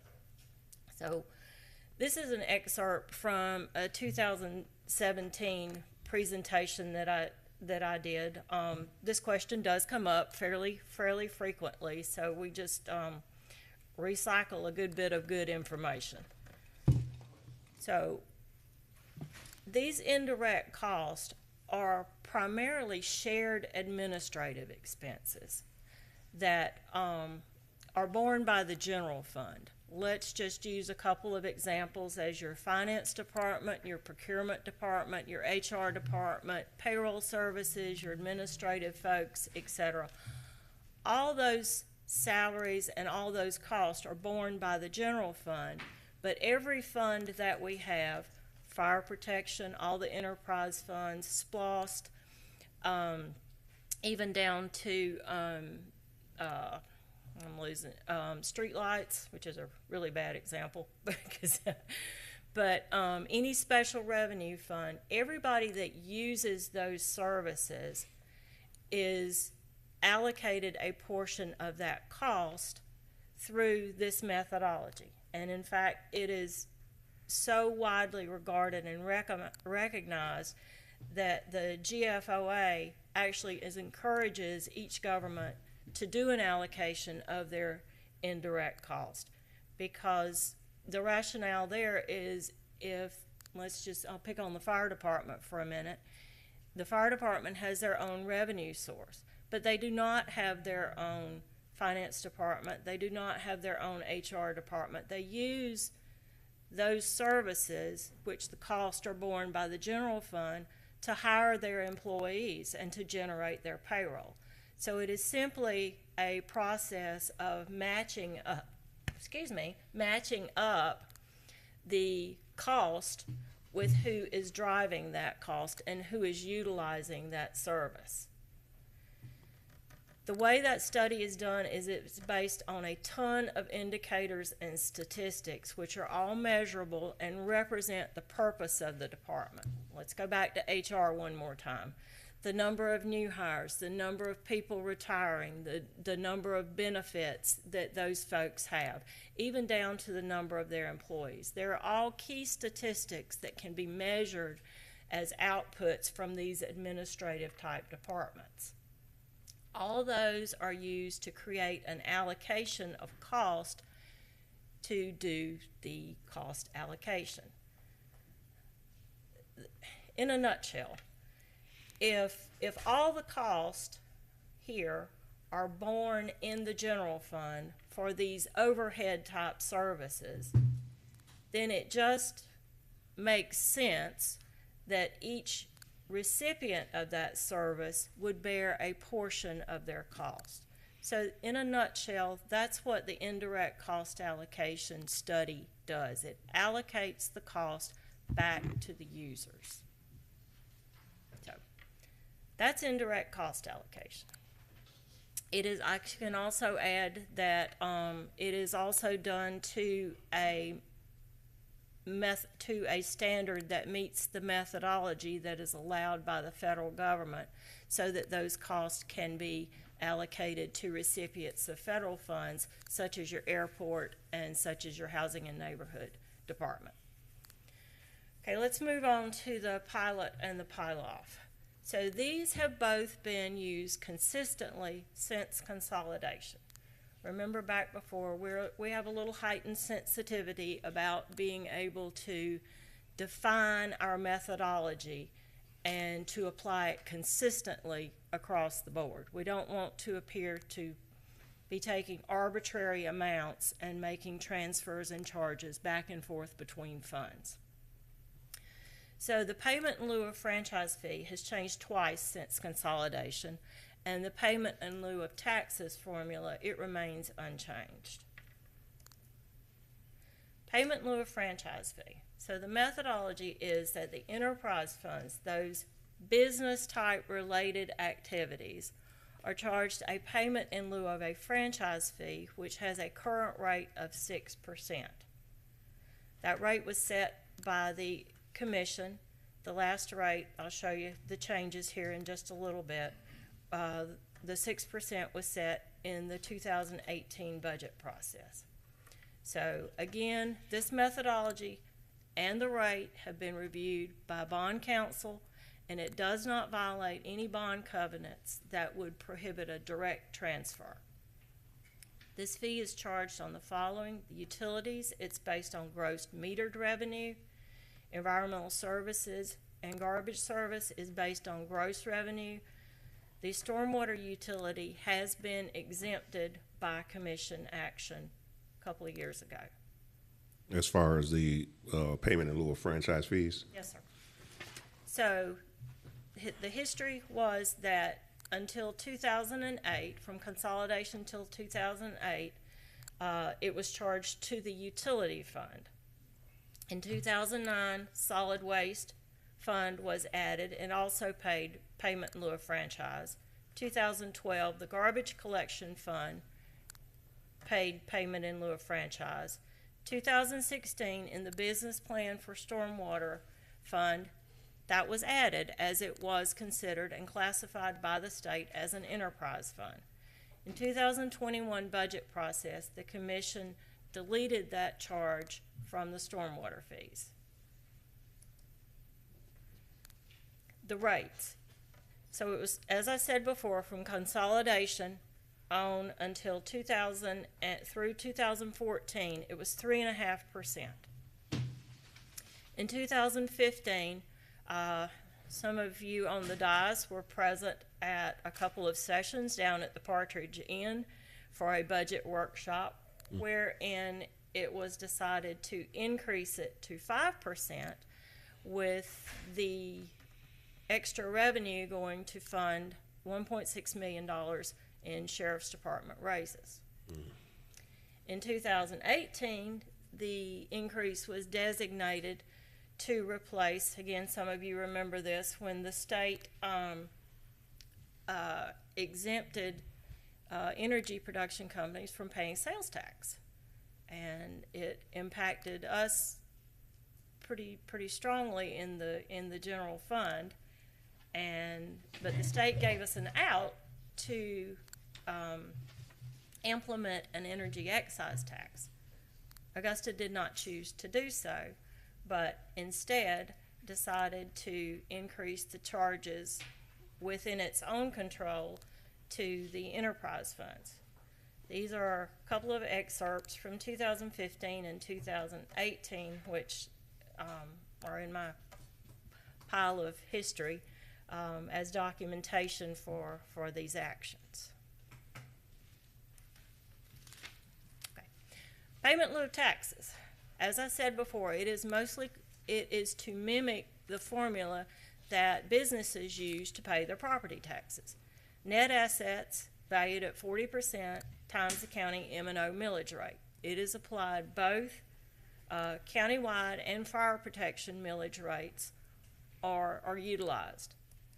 So it does not just go to the general fund. As you see on the far right-hand side, for the line item for payment in lieu of taxes, the fire department receives a total of almost $500,000 from utilities, landfill, garbage collection, transit. Airport does not pay. The payment in lieu of taxes and payment in lieu of franchise are not allowed as an expenditure under the Federal Aviation Administration. They are allowed under the Federal Transportation Administration. So this is the distribution of the funds that come from indirect cost allocation, and we've just listed the enterprise funds. Now, as I said, each fund that utilizes any of the services of anybody that has employees. So HR is allocated, payroll is allocated, the fire department gets charged, SPLOST gets charged, because they have employees. So all of those are in the indirect cost allocation methodology. But because the enterprise funds are governed by rules more closely related to business activities, they are the only ones that use the payment in lieu of taxes and payment in lieu of franchise. So, not sure if I've made things clearer or muddier, but I'll be happy to try to work through any questions that you might have for me. Well, one of the questions that I would have in reference to as I'm looking at this, I see stormwater, okay, the airport, garbage. Now, where does it fall at where there's monies taken out for things like structure demolition, vacant lots, and that sort of thing that's coming out of the waste collection funds? If that would be a direct line item, a direct expenditure in their budget. It is not involved in any of these three questions. It would not be a transfer over to or from the general fund. It would be a line item expenditure in that department's budget. And so the 500,000 in salaries from stormwater, does that ring a bell to you?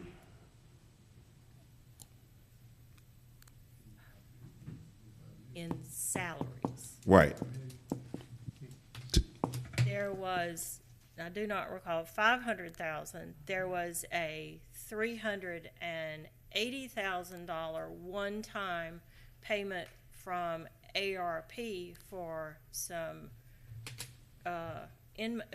crews that stormwater utilizes that RCCI pays the salaries of those individuals. That was in a presentation from former Administrator Donald. Right, and that was something that was you said that came out of ARP funds Yes, sir, that $380,000. to pay back what was taken out of stormwater utility funds? It was not paid for stormwater, it was paid out of ARP. Okay. Please. That work? You good? For now. Mr. Garrett. Thank you, Mayor Pro Tem. This question's for Ms. Williams. So when you're discussing the indirect costs, you're talking about legal, IT, HR, things like that, correct? Yes, sir.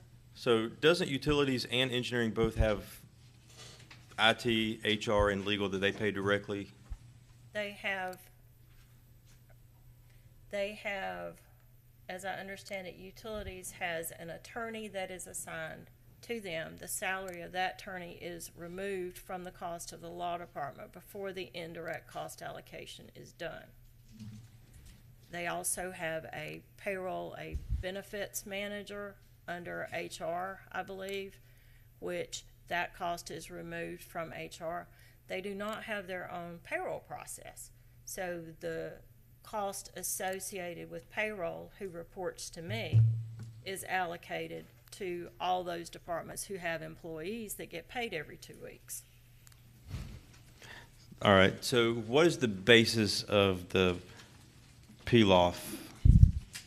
Your Payment in lieu of franchise? Yep. What is the basis of that? It is designed to mimic a franchise fee that would otherwise be paid by a utility type provider, such, Comcast comes to mind, Georgia Power. That is the basis for the payment in lieu of franchise. Okay, so where was that decision made to implement that fee? Somewhere prior to 1999, which is as far as my budget records on my current system go, but it has come forward as I've showed the history. So I guess the history This is is what the I've legal done. basis for the reason that it exists, correct? Well, it was done by a budget and a commission process. It can't appear any other way. Okay. Thank you. Okay. Is that it? Mr. Hassan? Oh, I had one more slide. I'm sorry. Hang on, Mr. Hassan. You want to explain this slide, Ms. Williams? We put a random sampling of some other governments that we polled to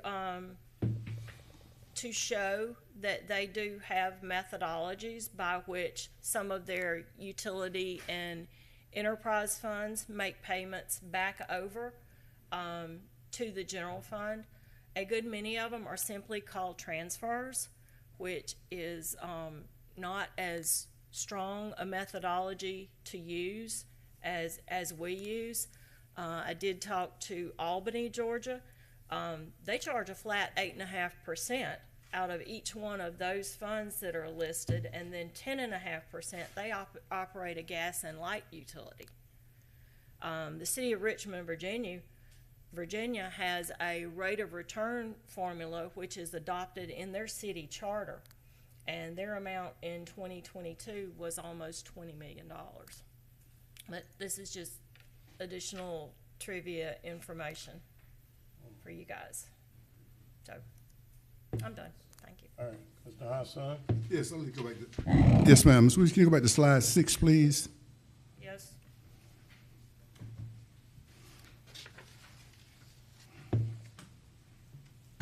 Is that 6?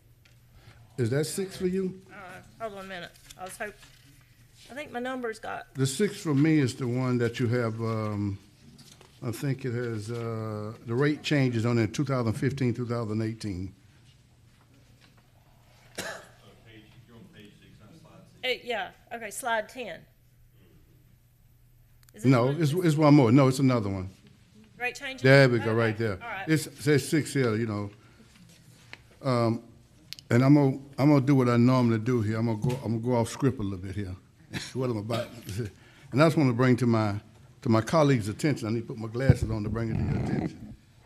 As you can see from 2015 to 2018, what Ms. Williams was saying. Microphone, sir. Sorry. You can see the sheriff's office salary increased with some of those rate changes. You can see the marshal's office salary increase also with some of those. But one thing I want you to be very mindful of, and I think y'all heard me mention something from time to time, and that is, you know, what all these guys have in common are peace officers, and that's also when we talk about Warden Joseph's teams who take out the prisoners. And so we got to be very mindful of those, because I think probably all of us, I know for me, sure, my years of being here, I've gotten unrealistic benefits from my constituents from the warden's office. And he's about 6 officers down now. But can you imagine what we could do with 6 more officers, because those 6 officers, because the inmates are there, you know, it cuts their time and those kind of things. There's some real benefits for them to become part of the work crew.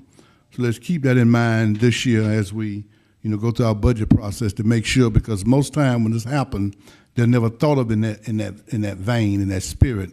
I always look at whether it's the marshal's office or whether it's the sheriff's office. The sheriff's office, since I've been here, and I'm saying they deserve it, so I'm not being critical at all. I'm just making an observation, which is what we gave 1.6 at one time, 1.8 at one time, and then we gave $3 million to get them somewhat in the area of what they rightfully deserve. You know what I'm saying?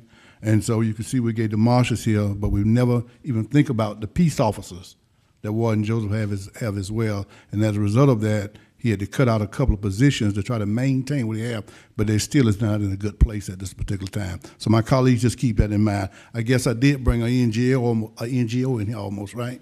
Thank you. Thank you. Thank you, sir. Are we just taking this as information or what?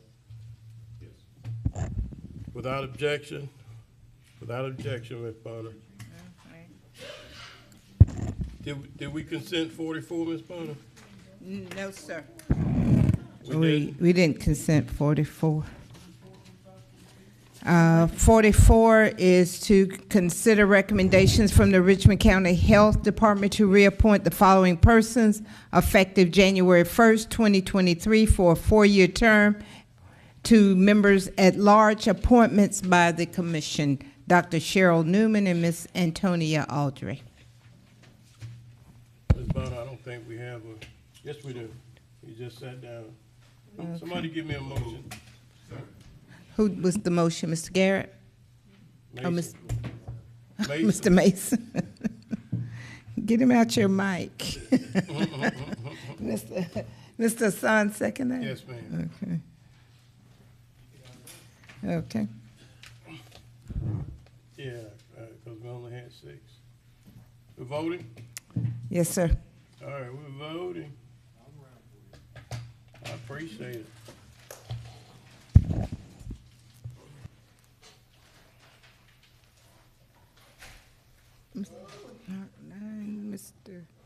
Francine?